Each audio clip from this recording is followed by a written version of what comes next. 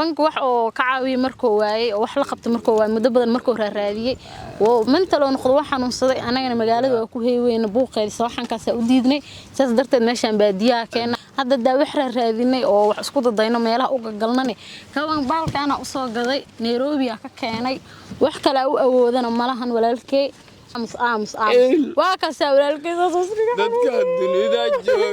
السلام عليكم ورحمة الله تعالى وبركاته دمان أصحابتنا وحنا سودوا هذا ملبد جوكتان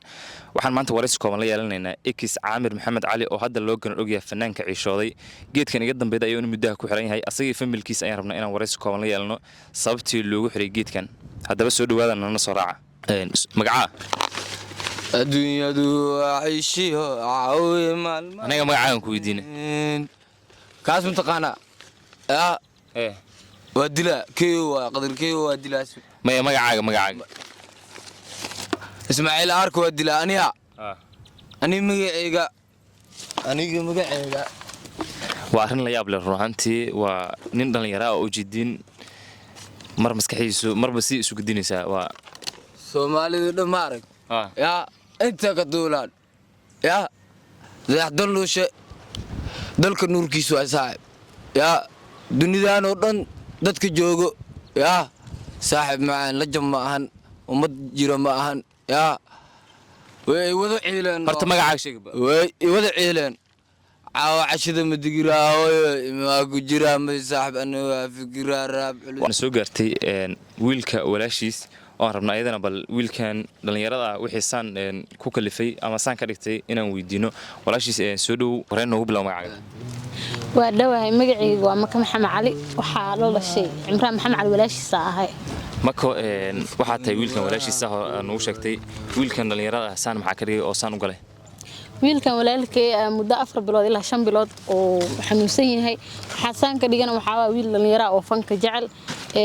adoo fanaaniin badan la xiriiray dad badan la xiriirinay waxba u qabo waayeen markaas darteed xoogaa qof mental oo noqday waa ka saanagana inta keenay macnaha ma fanka daraadiis miyo oo san u xanuunsaday oo geedkan silsiladda wax meesha u keentay banaanka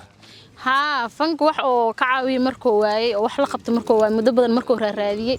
oo mental oo noqdo waxaan xanuunsaday anagana magaalada waa ku heeyweyn buuqeeysa waxaan kaas u diidnay saas darteed meeshan baadiyaa keena 4 bilood ilaa 5 bilood meeshan ku heena anaga hadda maxaa isbedel oo ka yidin marka maadaama magaalada ka keenteen ee banaanka keenteen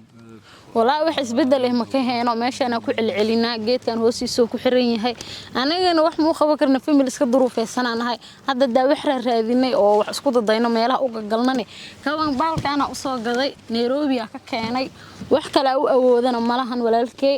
oo iska dayacan yahay anagana meeshana ku rafaadnaysa ugu heeyna waa ku daalanay markii ilaahay caafiyo Soomaalida waxa ka codsanaha iska daayaan dadka oo danyartay ay kaligood isku filneen inay ciilaan iyo faquuqaha ka dhaafaan ams waa ka sawiralkiisa dadka dunida jooga dhamaan Soomaalida meel wada joogan fanaaniinta gaar ahaan oo sawirradooda wato ninkan dhalinyarada oo daayar waxa ka codsanaynaa inay u soo gargaaraan ama ay ka soo gaaraan oo caawiyaan waxa uu baahan yahay hadii abwaan noqoto hadii muusiyahan noqoto hadii fanaan haysa ama mid dhalinyaro ama mid horab intaba haduu muuqaalkan soo gaaro ninkan dhalinyarada geedkan daraadin ugu xiran yahay waa nin fanka lagu ceelay laga soo gaaro ayaa ma santiin ilaa ku caafiyo